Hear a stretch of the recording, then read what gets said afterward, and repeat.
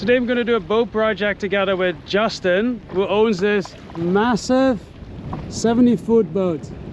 He has this deck that goes into the water and then lifts the dinghy up. Let's go up.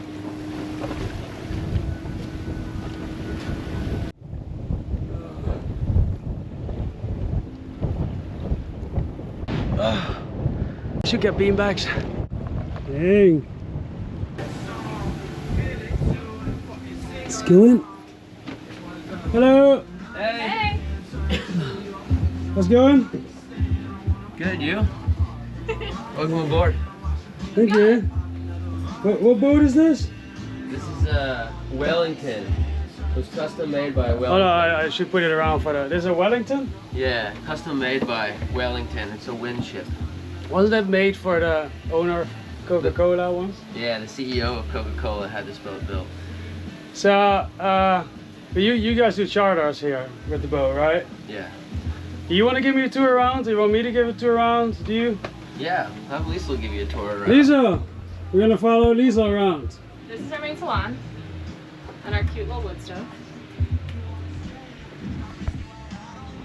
We have 3 rooms up here. Got a bunk bed room, which mostly we use for pillow storage right now. It's the port bedroom. Go and take a look inside. It's got its own little like ensuite bathroom and stuff. Oh wow. My favorite pillow, the octopus. This boat is massive. It's so pretty. All the varnish inside. It's my favorite. So, bedroom. Wow. And the Weber up here. Our little library.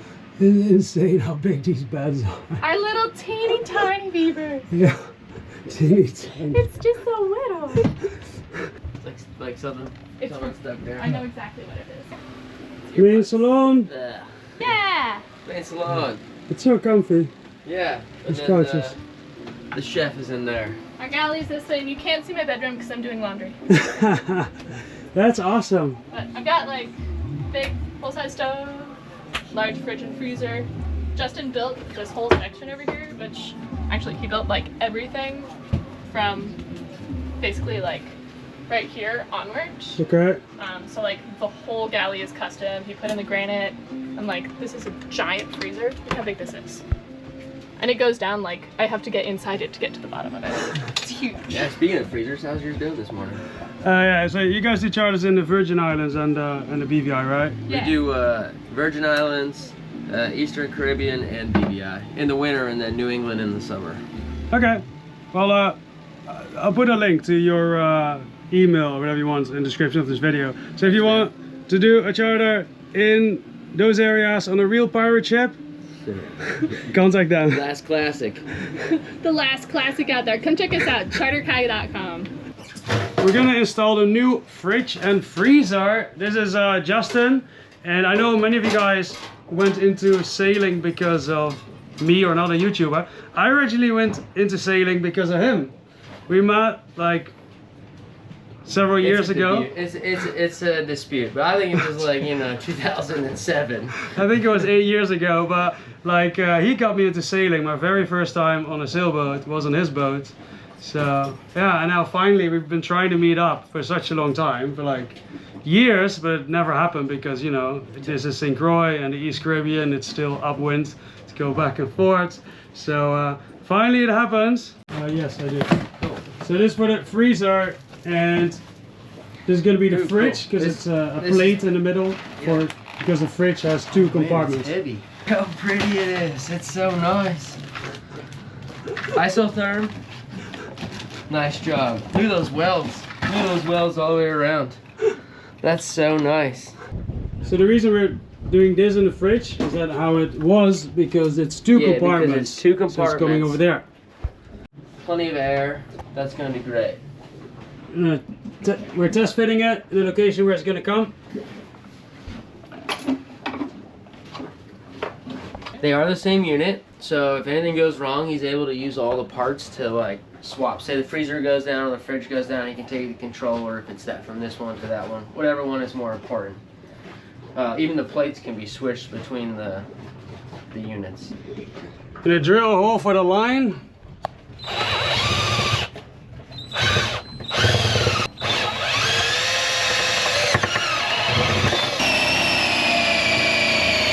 I'm drilling a new hole because the old hole was down there at the bottom, but there's like a gap, a space in between here on the bottom where it runs through isolation all the way here and there in that cabinet, and there's no way we can get these ones through all the way, so we're drilling a new hole.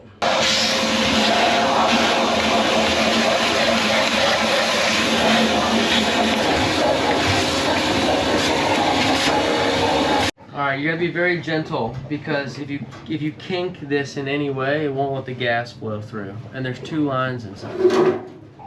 So pull that back a little bit. We're gonna straighten it out so that we can put it through. Down just a little bit. And let's straighten this end out more. Alright, so what we have to do is we have to pass both of these through the hole. Come up here. At separate times. Do you have the yellow cap so none of the stuff gets in there? We can take one from somewhere. What you don't want to do is? When you stuff it through, you don't want insulation to get in there, because when you put them together, it'll be hard to clean it out, and Fuck up the seal. yeah, you'll mess up the seal. Alright, so what someone's gonna have to do is come over here and hold this unit, the box, while Okay. we slowly feed the lines. Do I do through. that or someone? Yeah, you can do that if you want. Okay. Oh, Kevin. Just make sure that you take care to not move too far as I'm pushing in, because if you kink the line, Get a new one. you have to get a new one. Yep. There's no fixing it. It's so sensitive. Okay. It's very sensitive. I'm just supervising. The boys and dogs come up here. Don't fuck it up. Don't kink the line. Yeah, again, you don't want to kink these. So you gotta take care to uncoil them so that, like, right there, if you just pulled that a little bit, it would kink. I don't see it. Well, just this loop right here. If Yeah, you but just your hand is in accidentally, front of it, sorry. yeah, if you just pulled too much, you would kink it. So you want to, like, slowly make sure that you unwrap it so that you don't put any accidental kinks in it. This has to go through at a separate time. Because the hole's not big enough to do. Not big enough to do 2. So just because they put a weird kink in there, what I'm going to do with this is I'm going to wrap it one more time so that it's less likely to have a kink. And I'm going to kind of come down a little bit more with it, so that way when we send it through, it's less likely to hurt itself. Alright, so let's be careful with it. We're going to send this one in first.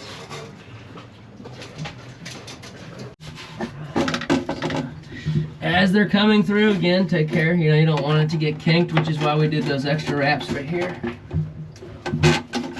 There we go.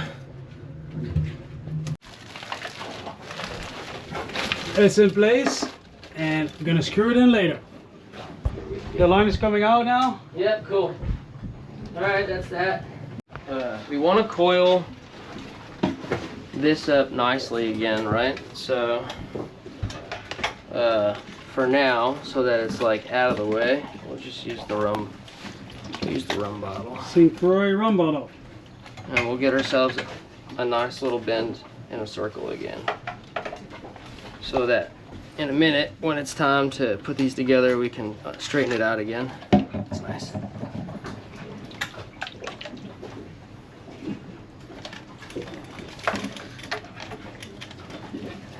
Trick of the trade. It helps kind of keep, you know, keep things rounded. This is a little bit hard because you can really mess it up. It's gonna help you keep it in a circle. Alright, put it in this way. I thought that this was going to be a lot more difficult. Nah, it's not too bad. I don't like things that vibrate. Like, these are sitting on the bottom of this and they're touching. So what I want to do is I'm just going to move this out from underneath that, because that would sit there and vibrate. Okay. And it could potentially damage the line. So I just like to move them over. This is a thermostat for the freezer, like this. Yes. And for the fridge is different. That's an electronic one. That one is going in there. Somewhere like right here. Okay. Again, watch out for these. If you kink them, they break. the wiring of the thermostat is going through the same hole, and then also comes out here. Pull. This is plumber's putty. That's what you use on like sink drains and stuff. Works really good to go around the, fill the hole around the line. And if you need to take it out, it's not a total mess, and it's good at getting wet. Just pre-drilled a little hole because in fiberglass it's really hard to immediately screw a screw in. Screwing it in. Put the screws in. One part done. That's it. The previous cold plate was here in the middle, and now we have to decide where we're gonna put this one. And we're actually thinking we're gonna put it against the left wall. That's because the fridge here is really easy to reach, because you know this is the space, and you can like sideways sit here instead of like in between in the kitchen here.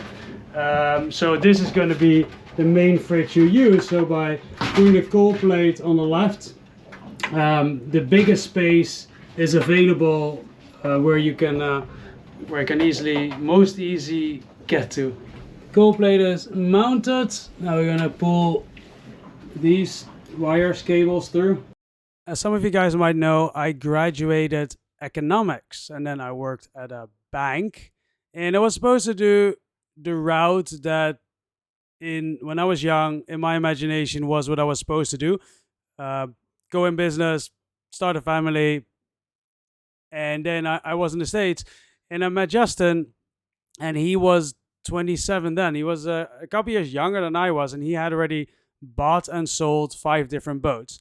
And I spent a week on his boat after we met, and it really opened my eyes, because I saw how life can also be different, and I actually really enjoyed that type of life more than the one that I was having, and I made it work then.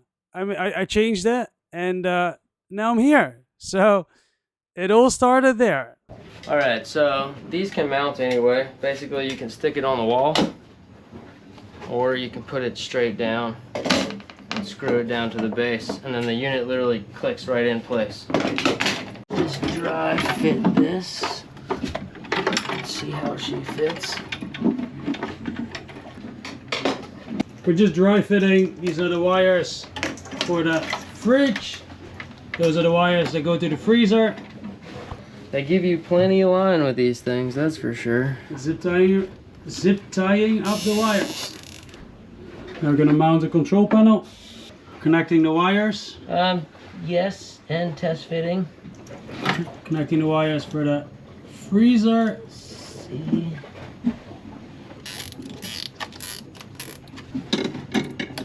Alright. After the test fit, we can put the brackets on and then really connect that. Yep. Make sure everything's gonna be far enough apart from each other. Always a funny angle. We're screwing the mount in place.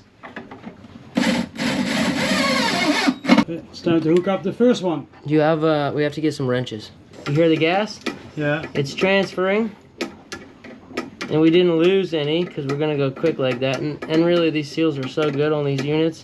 They have this nailed in for the do-it-yourselfer, really. Now, you can only twist one end of these. So you have to make sure you hold it, or if you mess up, you'll twist the end right off. Right, so if you were to twist this end, you'd break it right here. So you want to hold that end, and you want to turn this end. This is the only thing that spins in the whole system. Ugh.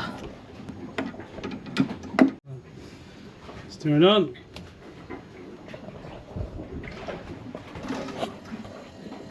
And it's running. It's running.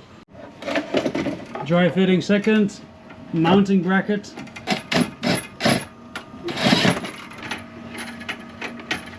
How tight should you put them? I just make it, it's mechanical. It basically goes in and stops. You don't want to crank like really hard, but you want to give it just a little snug, you know? That on 7. And let's go see if it's running. Let's go see if it's running. It's running. Nice. It's on. You have fridge and freezer now. Wow, that's amazing. This whole installation took, what, like 2 hours? Not Everything, even. begin to end? Yeah. Both of them? Yeah. Wow, I was not expecting that. Nice, a working fridge again.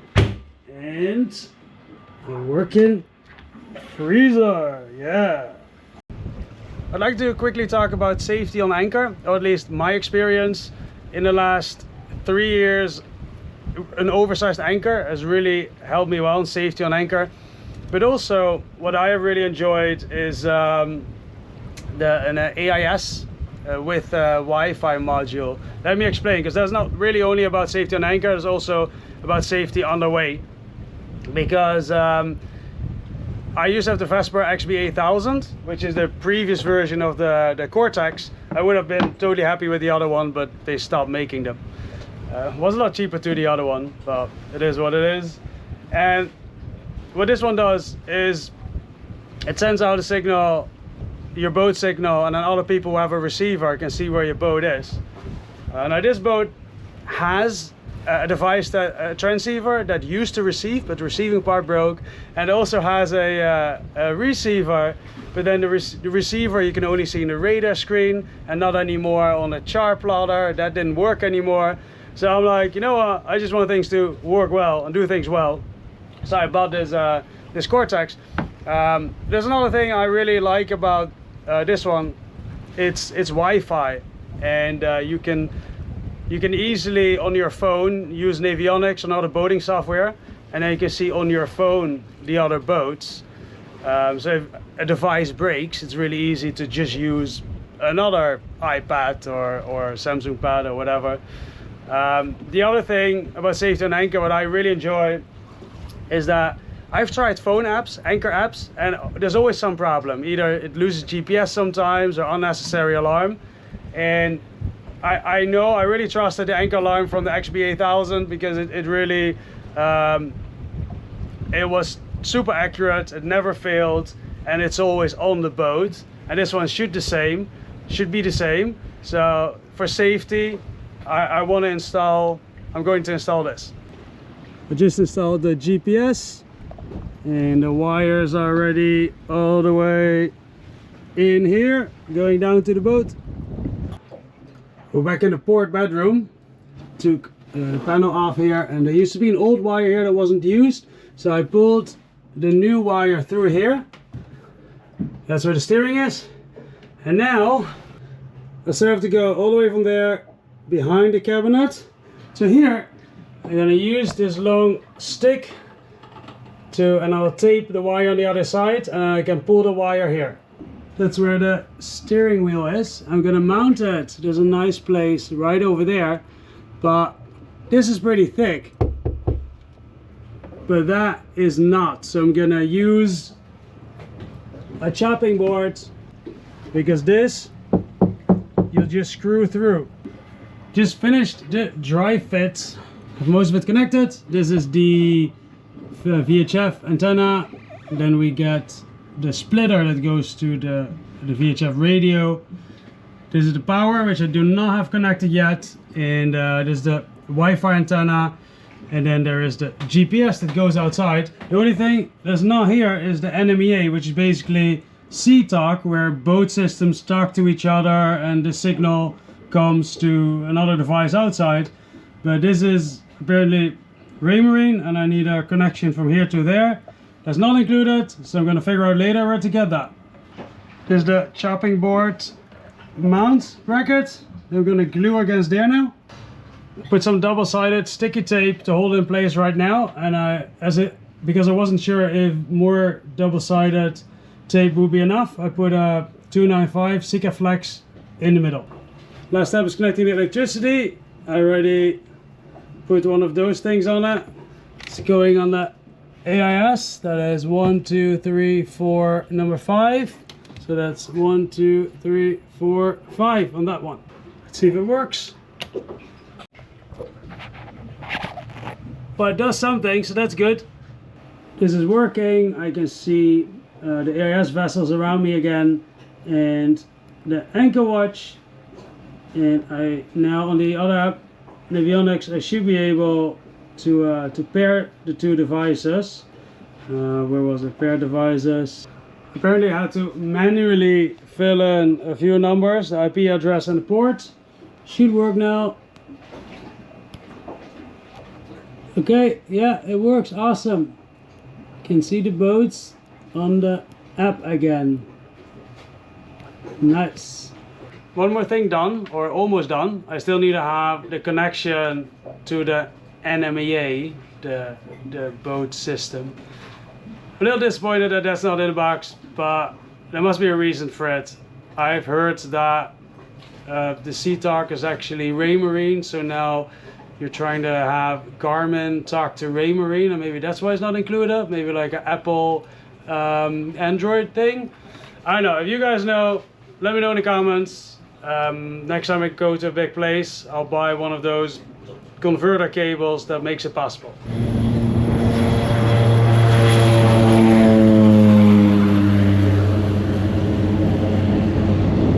I've had twice a problem with the fuse here, and I'm not entirely sure. The first time, I think the fuse was just really old. When fuses get really old, they can break. And the second time, the fuse box is kind of getting like loose. Didn't really close really well anymore. So I just put a new fuse box in. And normally those heat shrink connections, I just use a lighter. I figured next to the engine, maybe I should just use a heat gun instead.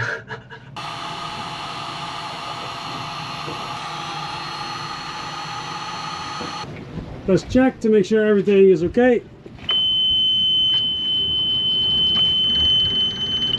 Yeah, nice. We just had a tsunami alert, which is very new to me. I have never been in this situation. I've been checking, trying to find out how it all works, where you can find it. This is tsunami.gov, and I mean by now the tsunami alert has been gone, because this all started like an hour and a half ago, and then it said if it would reach where I am, St. Croix, it would take about an hour, but then it would take me also, okay, so if there's a tsunami, apparently what I've been reading now is that when you are on land, you should go high up on land. When you have a boat, you should go as far away as possible from land with the boat, if that's possible. So that means I need about 30 minutes to pull up anchor and then get out of the reef here, and whatever time is left, get out to sea. Yeah, so that's what I've learned until now. I didn't know much about it. It is cancelled now. It was a very interesting last hour. But I am going to read up more on tsunamis so that next time I'm more prepared about where to look and what I might have to do. Earthquake hits the Caribbean. Update: the tsunami alert for the Virgin Islands has been cancelled. Nice! And I can go to sleep. Justin has two boats, and today we're going on adventure with his other boat.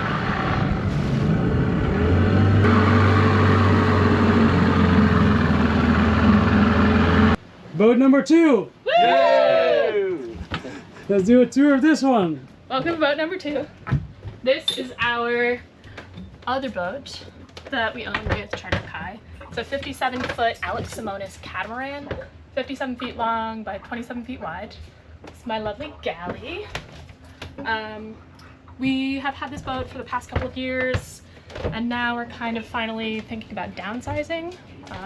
The boat is for sale. Send us an email if you're interested. charterkai@gmail.com. My favorite little galley. That is cool. All these fun seats. That is cool, like bar seats. Aren't they great? I suppose massive. Same builder as my boat. Yeah. It's like we have cousins. Cute little rooms Cool. on either side. So this boat can sleep 8 people comfortably. And then like I've taken naps on this couch, it's a good couch, but like 8 people comfortably. And it kind of mirrors this side and the other side. So forward and aft berths, big shower, bathroom, Beautiful. comfy beds, little skylight. It's awesome. I love this boat.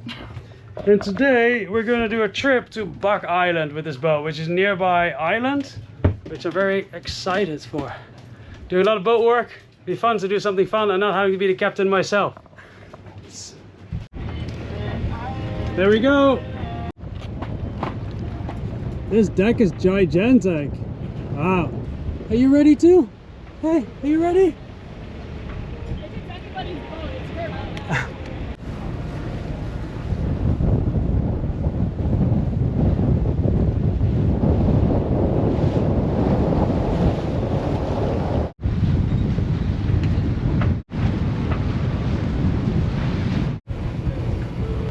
That's pretty cool. This boat has an upwind track and a downwind track.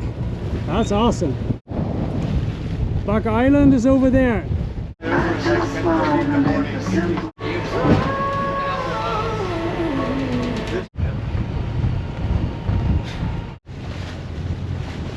a cruising tank, yeah. Oh, look at that. That's awesome. It looks beautiful. Thank you. Thank you. Yeah.